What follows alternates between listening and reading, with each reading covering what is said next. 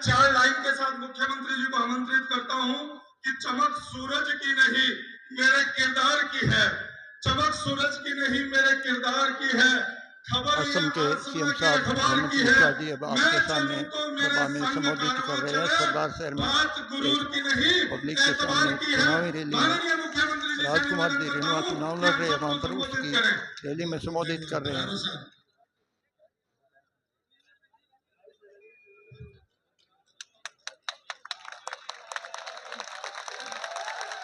आप लोग सब ठीक ठाक हैं? सब ठीक ठाक? तो मेरा साथ बोलिए, भारत माता की, भारत माता की। सालासर बालाजी की पावन भूमि में मेरा सबको बहुत बहुत प्रणाम। मैं सोचा था मैं बताऊंगा कि मैं असम से आया हूं, लेकिन मेरे से भी ज्यादा असमिया लोग सामने ही बैठा है। असम के सीएम साहब हेमंत सभा बिस्वा जी में आपके सामने विराजमान सभा को संबोधित करने जा रहे हैं। हमारे सुखाराम पारिक जी, भारतीय जनता पार्टी की उम्मीदवार राजकुमार रेणुआ जी, हमारे मधुसूदन राजपुरोहित जी, भैरव सिंह राजपुरोहित जी, वासुदेव सावला जी, बसंत शर्मा जी, श्यामलाल शर्मा जी, मदनलाल ओझा जी, संजय शर्मा जी, राजेंद्र सिंह सजोसर जी, दीपक शर्मा जी, दयाल सिंह राजपुरोहित जी, राजवीर सिंह राठौर जी, सुशीला सारंग जी, मंच में विराजमान हमारे नेतागण, भाइयों बहनों, पिता और माताओं, मैं तो इसको बोलना थोड़ा जरूरत भी समझता हूं। जो लोग असम से जुड़ा नहीं है, हमारा असम मां कामाख्या का देश है और कामरूप में मां कामाख्या विराजमान होता है। मां कामाख्या का पावन धरा से मैं सालासर बालाजी का पावन धरा में आया हूँ और आप सब लोगों को असम के सीएम नमन साहब करता हूँ, हेमंत बिस्वा वंदन का आप करता हूँ, सुन रहे हैं अभिनंदन करता हूँ। राजकुमार जी रेणुआ की भाइयों और आम बहनों, चुनावी सभा में। चुनाव भी है, चुनाव के लिए मुझको आना पड़ा, लेकिन बाद में एक बार ऐसे भी आऊंगा आप लोग से मिलने के लिए। इसलिए यहाँ आके मुझको ऐसा लगा है कि असम और सुरू का बीच में बहुत कोई डिफरेंस नहीं है, सब लोग एक जैसा ही है।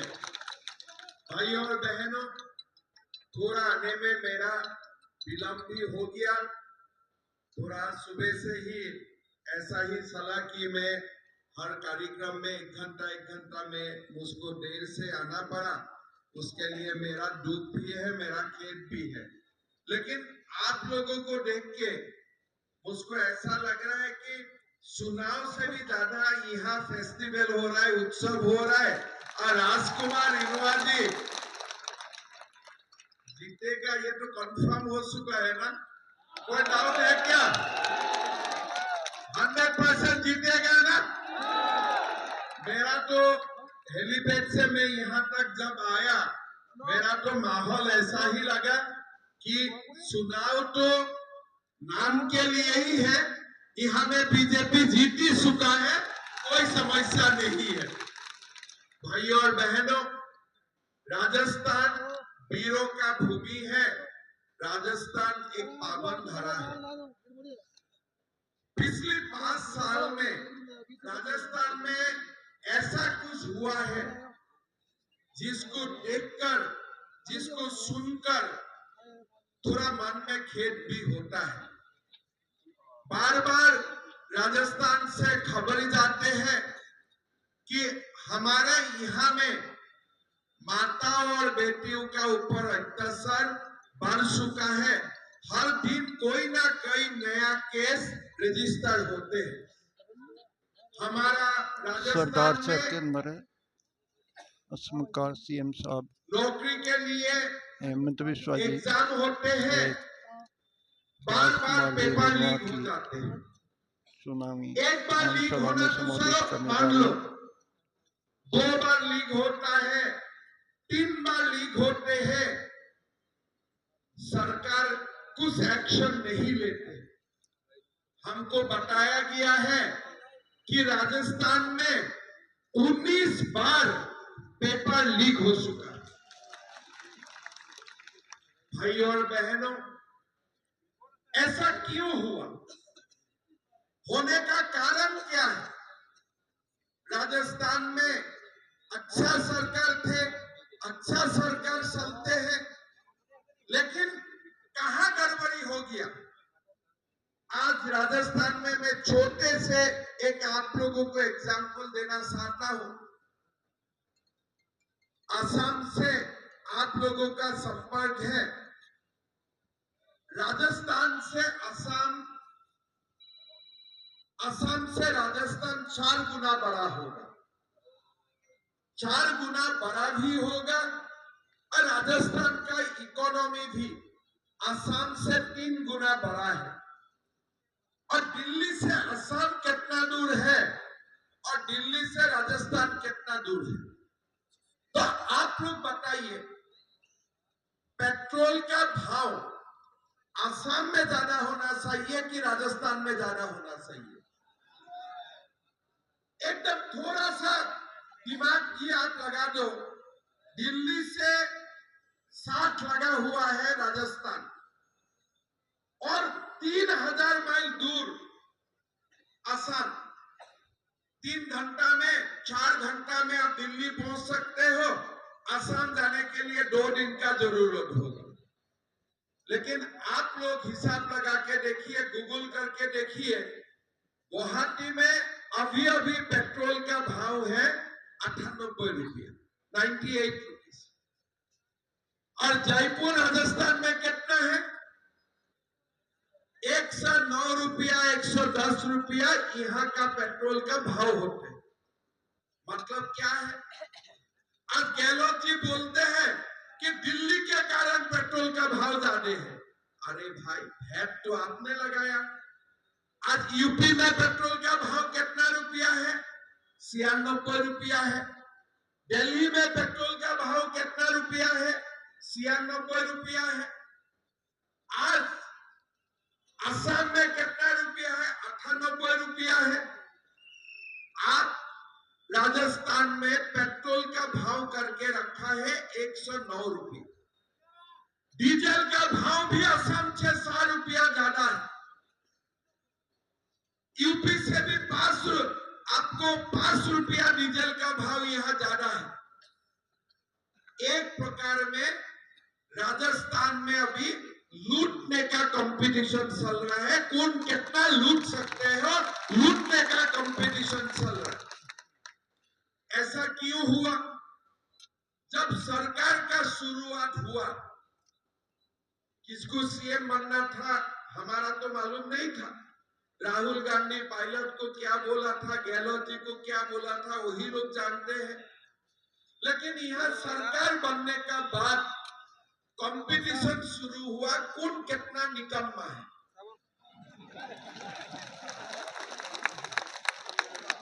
कंपटीशन होता है कौन कितना एफिशिएंट है। हमारा यहां में शुरू हुआ कि भाई कौन कितना निकम्मा है। गहलोत जी बोलता है शोषित पायलट सबसे निकम्मा है, और पायलट जी गहलोत जी को बोलते हैं ये तो महानिकम्मा है। ये निकम्मा का बीच में कंपटीशन हुआ। एक निकम्मा ने 20 एमएलए लेके फरार हो गया। फिर निकम्मा का कंपटीशन जाके पैसा का कंपटीशन शुरू हुआ। एक बोलते हैं मेरा साथ रहने से 10 करोड़ मिलेगा, एक बोलते हैं मेरा साथ रहने से 15 करोड़ मिलेगा। फिर क्या हुआ? 5 स्टार में सब आ जाते हैं।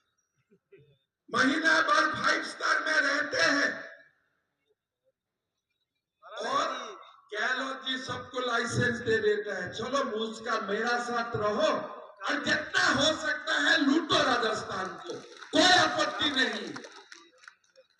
शुरू वहां से हुआ। ये जो निकम्मा का कंपटीशन हुआ, फिर सीएम का कुर्सी के लिए झगड़ा शुरू हुआ, फिर 5 स्टार में राजनीति शुरू हुआ।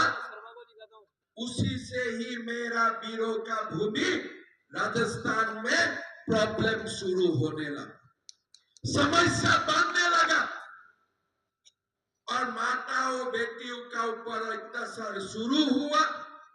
पेट्रोल डीजल का कीमत बढ़ाने का कंपटीशन हुआ और जो एमएलए लोग हैं वो लोगों ने लूटने का लाइसेंस ले लिया और जो इंडिपेंडेंट और बीएसपी का एमएलए था वो लोगों ने तो ऐसे लूटा कि अगले 7 पीढ़ियों तक उनको कोई पैसा कमाने का कोई जरूरत नहीं, इतना लूट लिया।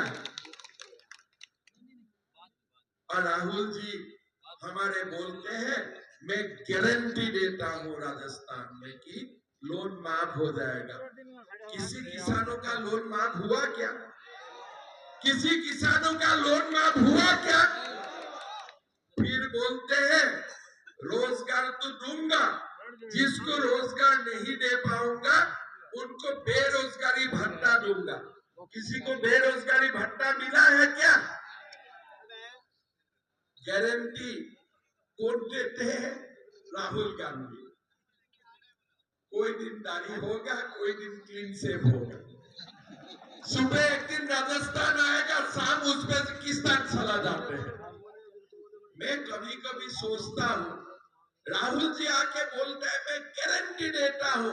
भाई तुम्हारा खुद का गारंटी कौन ले रहा है? तुम्हारा माँ तो हाथ उठा दिया कि मैं तुमको संभाल नहीं पाऊंगा। उनका माँ को देखने से मेरा अभी दया आ जाते हैं। आज 16 साल हो गया। मेरा तो शादी थोड़ा, आप लोगों का तो यहाँ में शादी जल्दी हो जाता है, मेरा तो थोड़ा लेट में हुआ। फिर भी भगवान का दया से मेरा बेटा भी लॉ कर रहा है और राहुल गांधी और मेरा उम्र एक है और राहुल गांधी अभी भी युवा नेता ही बन रहा है। हमारा सारा युवा नेता का नौकरी खा जाएगा, अभी भी युवा नेता ही है। ऐसे देश चलता है। पहले लूटने का कंपटीशन हुआ, थोड़ा बढ़ा, फिर उनको लगा कि अभी तुम उसको पब्लिक सपोर्ट नहीं करेगा, क्राइम बढ़ना शुरू। एक वर्ग का लोगों को लाइसेंस मिल गया क्राइम करने के लिए, पर जो करो करो कोई सुनवाई नहीं है। जाते जाते क्या हुआ, उदयपुर में सरतन जुदा हो गया। आप लोगों ने यहाँ, मेरा पिता माता भी बैठा है, कभी भारत में सरतन जुदा शब्द सुना था? कभी ऐसा शब्द भारत में आते थे?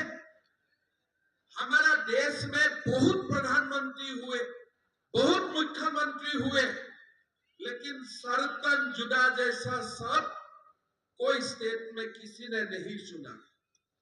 पहला बार जब मैंने यह शब्द सुना, मैंने थोड़ा रिसर्च किया, ये सब कहां से आए।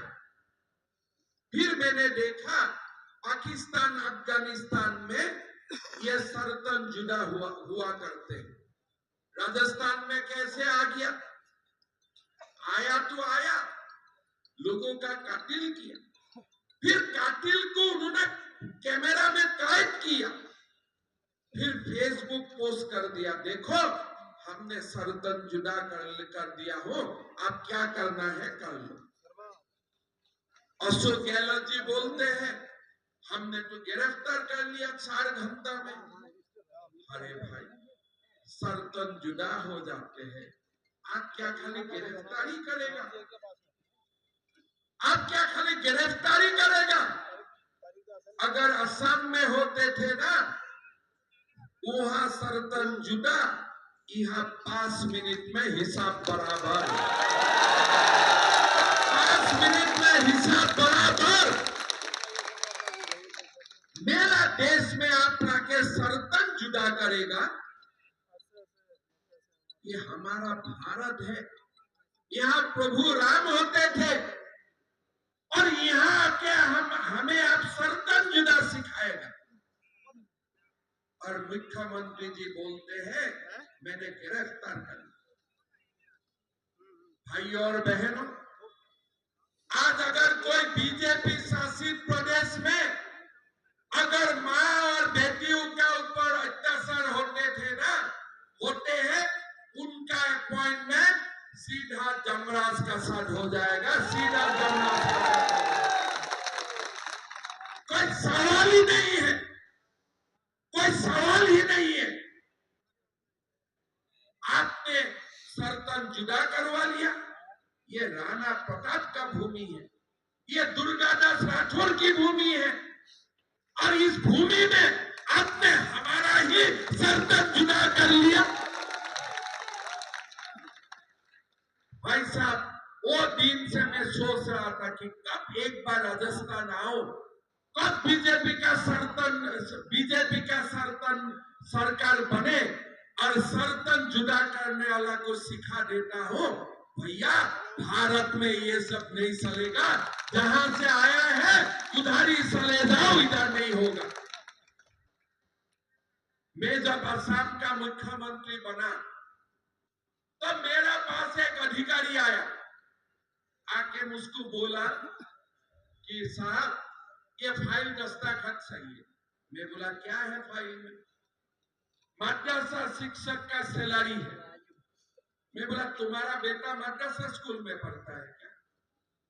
बोला साहब नहीं पढ़ता है। यहाँ से क्या होता है? बोले मुल्ला बनते हैं। मैं बोला मुल्ला बनने का ठेका मैंने लेके रखा हूं क्या? मुल्ला बनाने का ठेका क्या मैं लेके रखा हूं क्या? नहीं साहब, हल्ला हो जाएगा। मैं बोला देखो, हल्ला होगा तो मजा आएगा, ये दुकान बंद करो। डॉक्टर इंजीनियर बनाने का स्कूल खोलो और ये मुल्ला बनाने वाला दुकान बंद करो। जो हल्ला करता है मैं देख लूंगा। मैं इंतजार करते रहा, कोई हल्ला करने वाला आएगा, सामने आने का हिम्मत भी नहीं किया। एक दो कोर्ट में गया, कोर्ट में भी हम ही लोग जीता। इसलिए सरकारी पैसा को भी मुल्ला का बनाने के लिए खर्चा होगा क्या? आप लोग बताइए। स्कूल बनाएगा, हॉस्पिटल बनाएगा, मुल्ला बनाने के लिए हमें क्यों खर्चा करें? अभी अशोक गहलोत जी राजस्थान में 60,000 मदरसा बनाने के लिए जमीन दिया। अगर 60,000 मदरसा में 100 करके में भी सालों में मुल्ला होगा, कितना मुल्ला बनेगा? 50 साल में राजस्थान का हालत क्या होगा?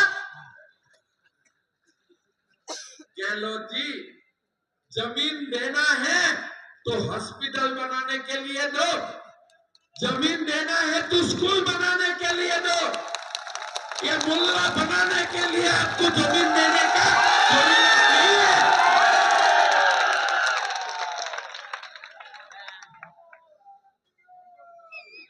आज बोलते हैं आप हिंदू का नाम में क्यों राजनीति करते हो?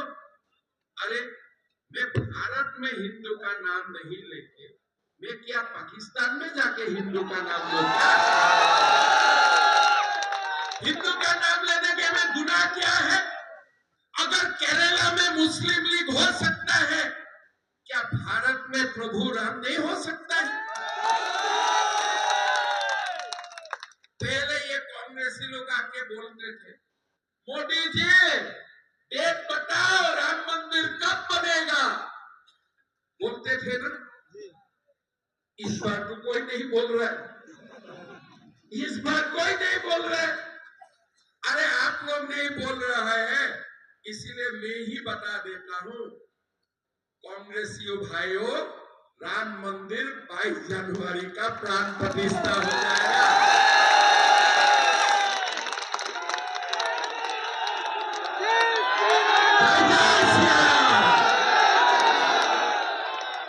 जाना है कि नहीं राम मंदिर में? दादा रामलाला का दर्शन करना है कि नहीं करना? ये भारत में रामलाला का मंदिर होने में 75 साल का क्यों जरूरत हुआ? नेहरू जी ने क्या राम मंदिर बना नहीं सकता था? क्या इंदिरा जी ने राम मंदिर नहीं बना सकता था? क्या राजीव जी ने राम मंदिर नहीं बना सकता था? अगर आज भी देश में नरेंद्र मोदी प्रधानमंत्री नहीं होते थे, क्या राम मंदिर बनते थे? राम मंदिर बनते थे? तो राम मंदिर बनाने के लिए हमें मोदी जी को प्रधानमंत्री बनाना पड़ा। इसलिए हमें मालूम था कि देश में कांग्रेसी प्रधानमंत्री बनने से रामलाला का कभी मंदिर नहीं बनेगा।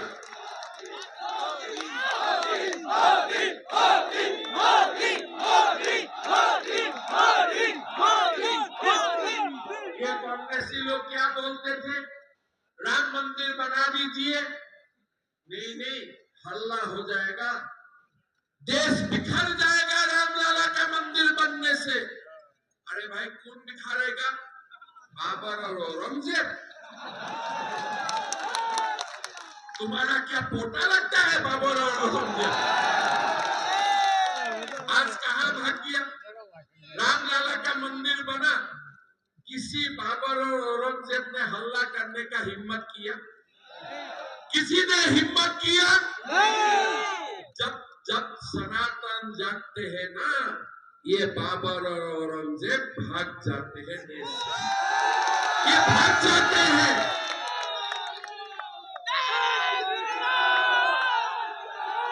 ये देश में बाबर और औरंगजेब क्यों है? जहां जब जब कांग्रेस जीत जाते हैं ना गलती से, ये लोगों को थोड़ा विटामिन मिल जाता है। जब कांग्रेस ही जीत जाते हैं, ये लोगों को विटामिन मिल जाते हैं, नहीं तो वो लोग अंडरग्राउंड हो जाते हैं।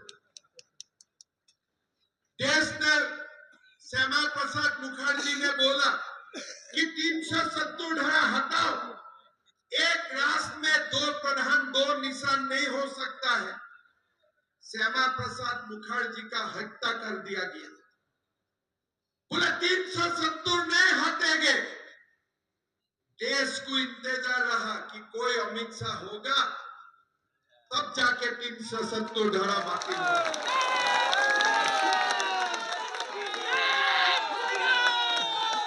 फिर बोला 370 हटेगा तो हल्ला हो जाएगा। अमित शाह जी ने बोला, अरे थोड़ा हल्ला करने दो, मजा आएगा। अभी कहाँ हल्ला है?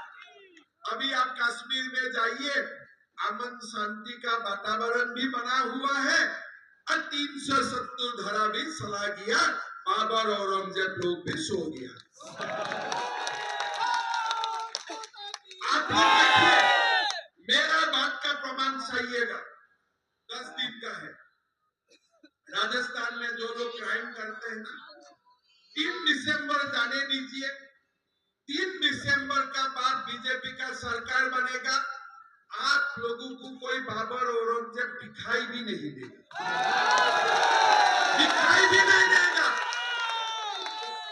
सीधा अंडरग्राउंड हो जाएगा।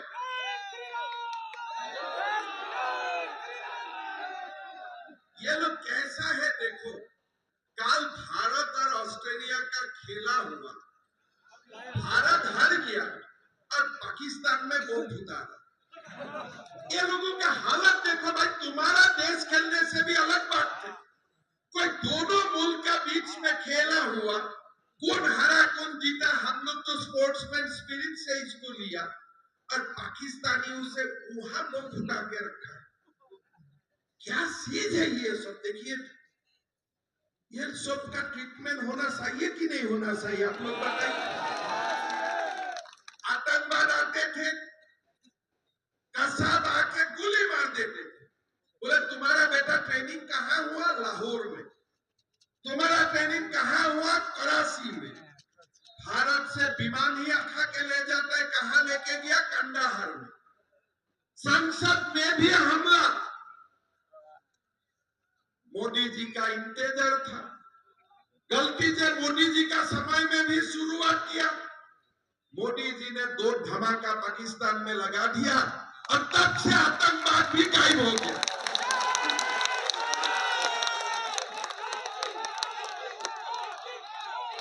आप लोग देखिए, कांग्रेस का समय में सेना नहीं था क्या? सेना तो था, जबरदस्त था। सेनाओं का हाथ में आर्म्स नहीं था क्या? वही सेना था। मोदी जी का साथ में जो सेना था, मनमोहन सिंह का साथ में वही सेना था।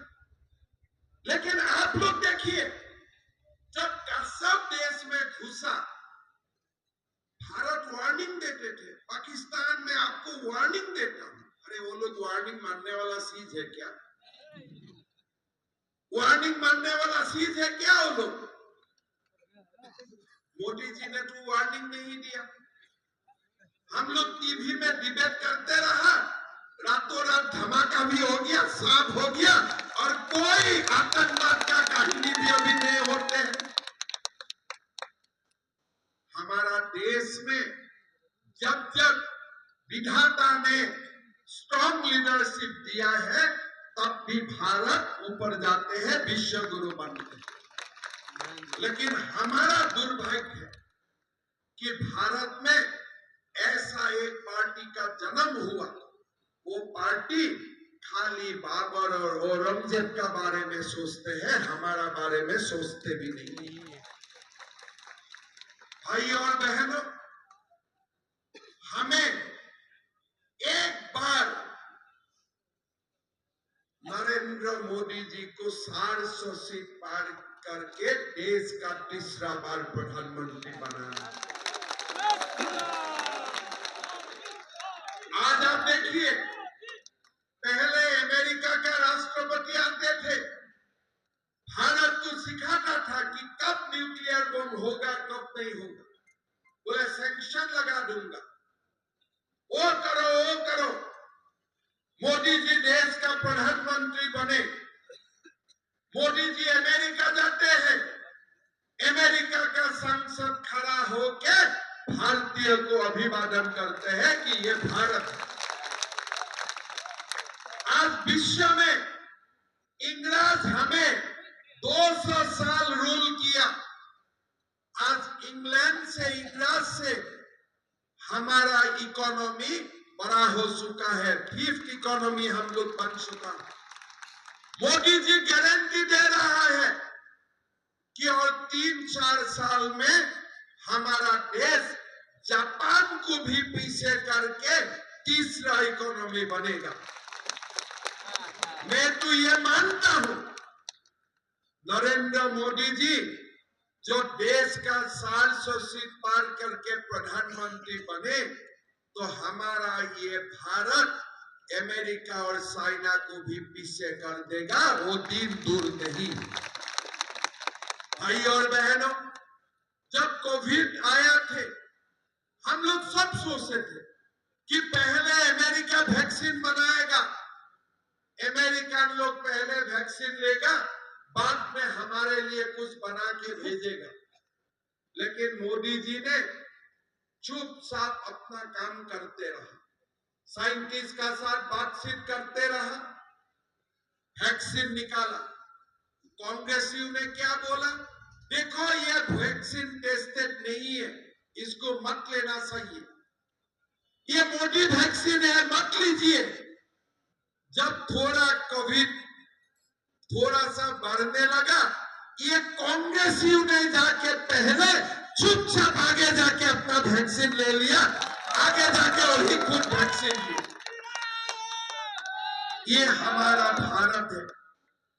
अगर चाइना और अमेरिका संघ में जाते हैं, तब हमारा भारत भी अभी संघ में जाते हैं। ये हमारा भारत का ताकत है।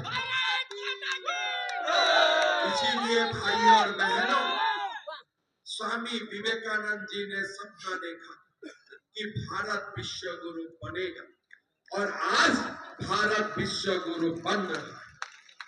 भाई और बहनों, राजस्थान में पेट्रोल का भाव 100 रुपया का नीचे होना चाहिए, 100 रुपया का नीचे होना चाहिए और बीजेपी ये करके दिखाएगा। भाई और बहनों, गैस सिलेंडर हमें 750 रुपया में मिलना चाहिए। हमारा जब असम का चुनाव हुआ था, अमित शाह जी असम आके बोले कि बीजेपी का सरकार बनेगा तो 1 लाख युवा युवतियों को नौकरी मिलेगा। तो मैंने अमित शाह जी को बोला कि साहब हो पाएगा? अमित शाह जी ने मुझे बोला, हिमन देखो मोदी है तो मुमकिन है, आगे निकालो करो। हमने प्रयास किया 27 मई में, जो असम का है वो लोग को मालूम होगा, खानापाड़ा फील्ड में 1 लाख लोगों को इकट्ठा करके मैंने सबको अपॉइंटमेंट लेटर बांट दी। एक कोर्ट केस भी नहीं हुआ, इसलिए मन में नियत खोटा नहीं था। मन में नियत था कि गरीबों का घर में नौकरी मिलना चाहिए, मध्यम वर्गीय परिवार का घर में नौकरी मिलना चाहिए। बीजेपी है, मोदी है तो मुमकिन है। आज हमारा वादा है, हम राजस्थान में भी 2.5 लाख युवा युवतियों को सरकारी नौकरी देने का काम करूंगा। कोई रिश्वत नहीं, गरीब और मध्यम वर्ग की फैमिलियों का घर में ये नौकरी मिले। भाई और बहनों, ये चुनाव हमें 140 सीट का ऊपर ले जाके बीजेपी को जिताना, बीजेपी का सरकार बनाना है, महिलाओं का ऊपर अत्याचार बंद करना है, पेपर लीक का कहानी खत्म करने वाला है, सर्तन जुदा करने वाला व्यक्ति को जमराज का पास भेजना है।